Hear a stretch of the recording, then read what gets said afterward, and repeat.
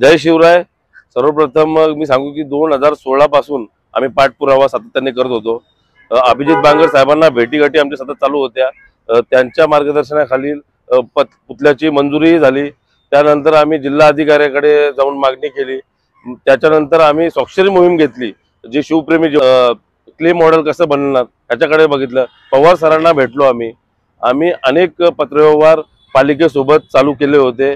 विविध प्रकारच्या संघटनेसोबत आम्ही काम करतो। शिवभक्त म्हणून आमचं एकच मागणी होती की राजाचा राज पण आज पण उद्या पण आणि काल पण भव्य स्वरूपात झाला पाहिजे। जसा रायगडावरती जसा होतो विधिवत प्रमाणे आणि भव्य स्वरूपात प्राणप्रतिष्ठा झाली पाहिजे, यासाठी आम्ही सातत्याने मागणी करत होतो।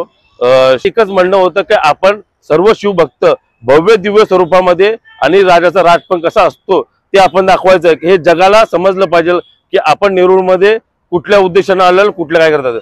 अनेक प्रकार होते त्यांना करण्यासाठी, कारण की संविधान मार्गाने तुम्ही रस्ता रोको केला असता, उपोषणाला बसले असते तरी चाललं असतं। उद्या जर हा प्रकार जेव्हा खेचत होते महाराजांचा काय कपड्याला खराब झाला होता, सर्व काय झालं असतं, काय हात तुटला असतं, काय झालं असतं, महाराजांचे विडंबना झाले असते, हे किती मोठे झालं असतं। नेरूळ हा पूर्ण हा दंगलीमध्ये झाला असतं। ठीक, महापालिकेची 100% चुकी याच्यामध्ये, कारण की आम्ही जेव्हा जायचो तेव्हा थोडं काम बाकी आहे, काहीतरी लाईटचं काम बाकी आहे, हे 4 महिन्यापासून चालतंय। कारण की 15/6/2016 रोजी रात्री जेव्हा मूर्ती बसवली ती वाजत गाजत यायला पाहिजे होती।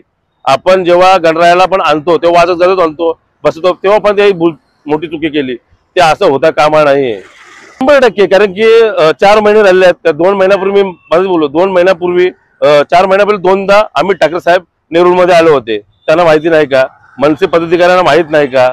ठीक आहे, तुम्ही जलाभिषेक केला, पहिले मनसैनिकांनी केला आणि नंतर आदित्य ठाकरे साहेबांनी अमित ठाकरे साहेबांनी केलं, चुकीचं नाही का? हा स्टंटच आहे, मनसेने केलेला हा स्टंट आहे। तर स्टंट करणं काम त्यांचं आहे, कारण की आम्ही कुठल्या पक्षाचा नाहीये, आम्ही शिवभक्त आहोत, शिवप्रेमी आहोत। महाराजांचा प्राणप्रतिष्ठा आणि विधिवत व्हावी यासाठी आम्ही सातत्याने प्रयत्न करत आहोत। गाणे मी गावा करून काय करणार, तुम्ही ओपन केला पाहिजे पालिकेने, पण कसं विधिवत भव्य स्वरूपात ढोल पथक झालं पाहिजे, सर्व लोक आली पाहिजे। नागरिकांना आव्हान करा, माझं त्या दिवशीही तेच म्हणणं होतं, नागरिकांना आव्हान करायला पाहिजे होतं। अमित ठाकरे साहेबांना मी बोलतो, साहेब तुम्ही नागरिकांना आव्हान करायला पाहिजे होते, तुम्ही लोकांना सांगायला पाहिजे होते। काले साहेबांना मी तेच सांगत होतो की नागरिकांना आव्हान करा,